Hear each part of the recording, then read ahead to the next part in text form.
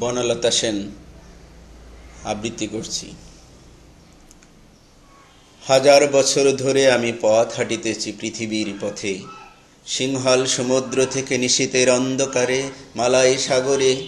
অনেক ঘুরেছি আমি বিম্বিসার অশোকের ধূসার জগতে, সেখানে ছিলাম আমি আরো দূর অন্ধকারে বিদর্ভ নগরে।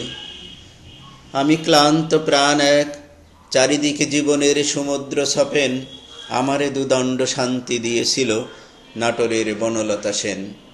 চুল তার কবেকার অন্ধকার বিদিশার নিশা, মুখ তার শ্রাবস্তির কারুকার্য, অতি দূর সমুদ্রের পর হাল ভেঙে যে নাবিক হারায় সে দিশা।